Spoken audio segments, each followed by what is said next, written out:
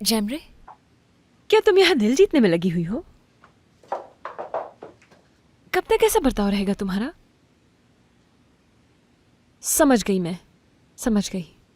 अम्मी एक हफ्ता हॉस्पिटल क्या चलेगी, तुमने अपनी ड्रामेबाजी शुरू कर दी। हाँ, खुद को बड़ी चालाक समझती हो, लेकिन अच्छी तरह। तुम्हारी नीयत से वाकिफ हूँ मैं जैमरे। यही दिखाना चाहती हो ना अम्मी को कि हमारे दरमियान कुछ ठीक नहीं है, ताकि वो मुझ पर गुस्सा करे। अम्मी के दिल में नफरत पैदा करना चाहती हो ना मेरे लिए।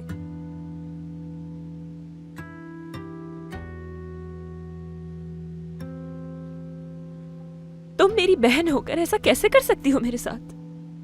आखिर क्या बिगाड़ा है मैंने तुम्हारा? जैमरे, ये भी ना।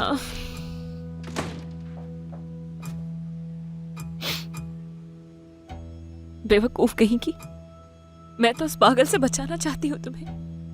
मैं ही बचाऊंगी तुम्हें। मैं उस वक्त पछताओगी तुम। उफ यार। मैं उनसे बात करूंगी कि वो तुम्हें कोई और काम दे दें, क्योंकि मैं नहीं चाहती कि तुम्हें आगे जाके कोई और नुकसान पहुंचे। अम्मी ऐसा क्यों सोच रही हैं आप?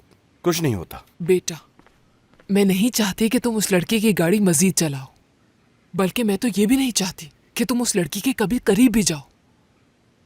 अम्मी, मैं आपको बता चुका हूँ उस लड़की की वजह से कुछ नहीं हुआ। अच्छा, तो अब तुम झूठ भी बोलोगे मुझसे? तुमने पुलिस से भी झूठ बोला और उसके लिए अब अपनी माँ से भी झूठ बोल रहे हो। बात सुनो मेरी। देखो प्लीज, कम से कम हमसे तो ना झूठ बोलो। क्यों डर रहे हो उनसे? उसके खिलाफ रिपोर्ट क्यों नहीं लिखवाई? क्या कोई धमकी दी है उन्होंने जिसकी वजह से डर लग रहा है तुम्हें? क्या हो गया है आप लोगों को? ऐसा क्यों सोच रहे हो? मुझे भला कौन डराएगा? इधर आओ, चलो। अम्मी इधर एक आइए। मिनट, मेरी बात सुनो। मैं कब से तुम्हारे ठीक होने का इंतजार कर रही थी ताकि मैं तुमसे बात कर सकूं। बेटा, अगर तुम मुझे सच नहीं बताओगे तो मैं तुम्हारी एफआईआर कैसे कटवाऊंगी?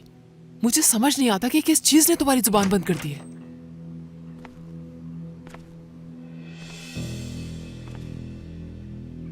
माशाल्लाह जेहान, तुमने तो अपना यूनिफॉर्म तक पहन लिया है, मगर काम पर जाने से पहले मुझे तुमसे कुछ बात करनी है। एक मिनट, मेरी बात सुनिए। अम्मी आवाज़। बस ठीक है, रहने दें। नौरीन को ज्यादा इंतजार मत करवाइएगा सहर साहबा।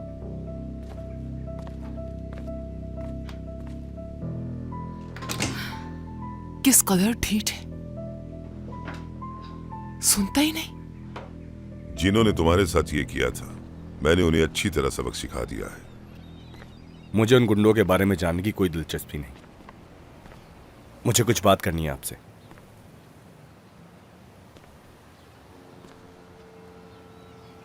मैं एक बार फिर तुम्हारा शुक्रिया अदा करना चाहता हूं कि मेरी बेटी का नाम नहीं आया इसमें।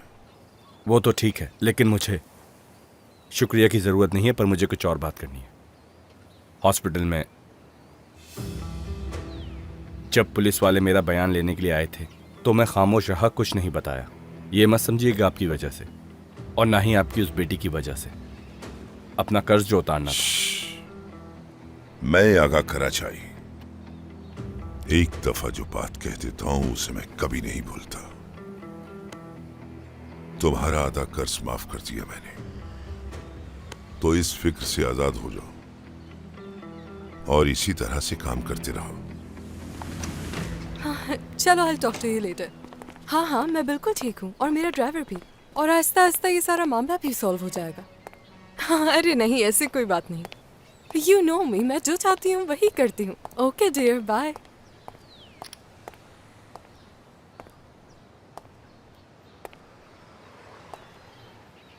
तुम चाहो तो कुछ दिन रेस्ट कर सकते हो, मैं किसी और ड्राइवर के साथ चली जाऊंगी।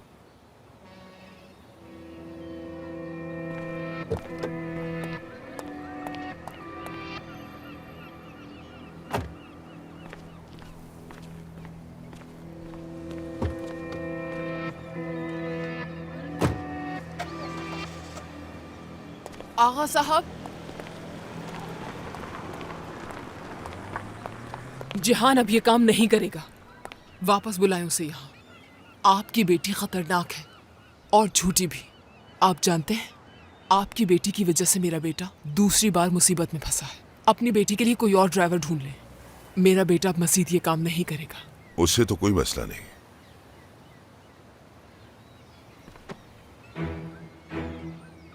मैं उसकी माँ हूं और ये फैसला मेरा है।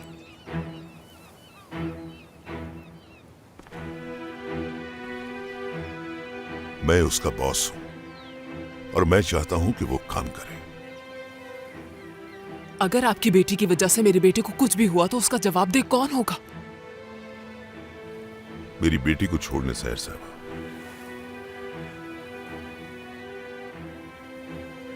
अपनी की फिक्र करें।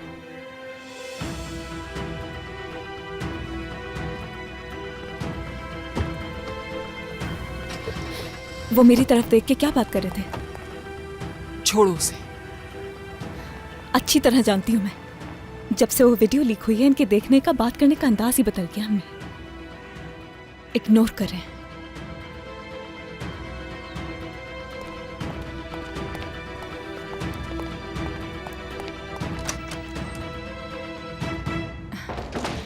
एक हफ्ते से इंतजार कर रही हूँ कि इस वीडियो के बारे में वो मुझसे कुछ पूछें तो मैं उन्हें ये जवाब दे सकूं कि जो कुछ किया उसके लिए शर्मिंदा नहीं हूं मैं। जवाब देने की कोई जरूरत नहीं। अगर देना पड़ा तो मैं दे दूंगी। इस बारे में मत सोचो और अपनी बहन से सुलह कर लो। अम्मी देखें, ये हम दोनों बहनों का मसला है, आप टेंशन ना लें।